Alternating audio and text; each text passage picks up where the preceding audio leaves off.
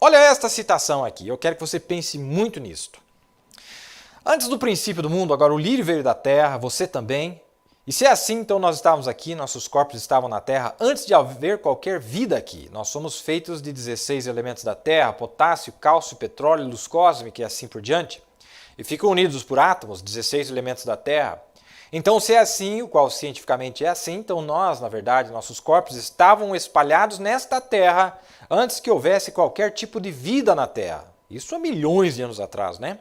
Potássio, cálcio, petróleo e luz cósmica estavam aqui, na criação. Gênesis 1:1, né? Assim que os vulcões, os cronologistas nos dizem que entraram em erupção e formaram os materiais da terra e assim por diante, foram simplesmente pedras afogueadas enquanto ela, a terra, era possessão de Satanás, enquanto ele caminhava para lá e para cá sobre as pedras afogueadas da terra, não no céu. Espera aí. E quando Deus a resfriou, pôs lá em sol grandemente, etc. Olha, espera aí. O que o profeta está dizendo para nós? Que em algum momento, não nos nossos dias, porque nunca foi na nossa civilização, na nossa era, desde que Deus pôs o homem na terra, nunca Deus deu o controle da terra para Satanás. Na verdade, ele pegou para si quando Adão perdeu o controle e ele se tornou um invasor. O controle foi para Deus, aí ele ainda é dono, mas ele é um invasor que está sobre ela. E ele tem uma maestria tão grande sobre esta terra que nós começamos a imaginar como que ele tem uma habilidade tão grande dele controlar a terra, os mares, o vento, a vida bacteriana, as microvidas, não é? Os micróbios. Como que ele consegue entrar dentro de um vírus? E ele, dentro desse vírus, ele consegue matar milhões de pessoas. Ele consegue se multiplicar dentro de 24 horas. Como que ele tem essa tão grande habilidade de fazer estas coisas? Ele tem uma maestria muito grande com a terra, com os elementos físicos, com a coisa física.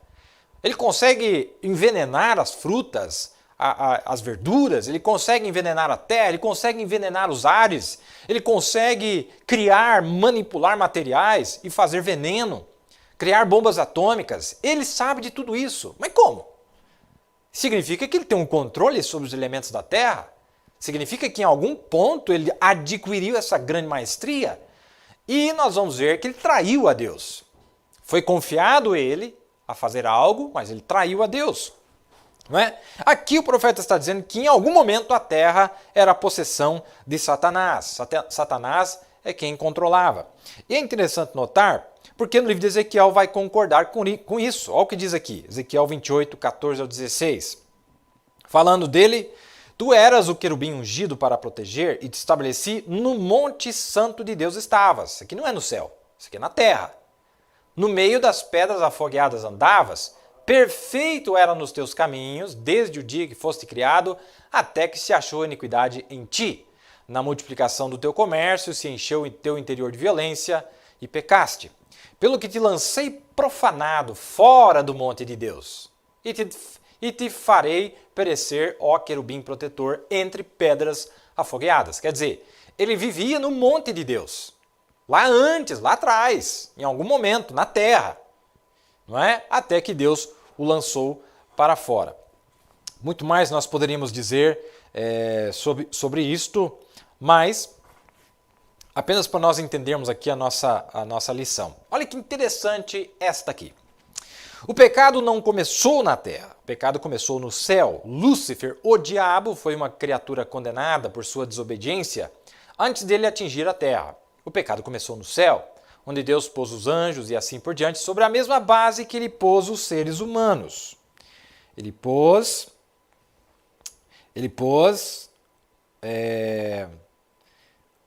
Deus pôs os anjos e assim por diante, sobre a mesma base que ele pôs os seres humanos. Conhecimento, da árvore do conhecimento, a árvore da vida e a árvore do conhecimento, onde o homem podia fazer sua escolha.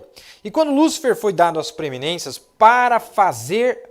Olha essa aqui, ó, Lúcifer, para fazer a sua escolha, ele queria algo melhor do que Deus tinha. Foi isso que deu início ao problema. E havia um requerimento para o pecado. O requerimento era a morte. A morte era a penalidade, isto é, poderíamos entrar em grandes detalhes disso porque eu não creio que existe mais do que uma morte. Há uma vida e eu creio que o homem que tiver vida eterna não pode nunca morrer. E eu creio que há uma completa aniquilação daquela alma que peca, pois a Bíblia diz, a alma que pecar certamente morrerá. Não o homem apenas, né? Mas a alma que pecar. Então Satanás certamente morrerá para ser completamente destruído. Como que eu discordo dos universalistas que dizem que Satanás será salvo? Ele pecou, ele é o originador do pecado e sua alma pecou. Olha que interessante, o diabo tem alma, Lúcifer tem uma alma e sua alma pecou e ele era um espírito. E aquele espírito será completamente aniquilado para não sobrar nada dele. Olha que interessante. Não é à toa que esse diabo odeia tanto esta mensagem, né? Porque revela tudo acerca dele. Simplesmente revela tudo acerca dele.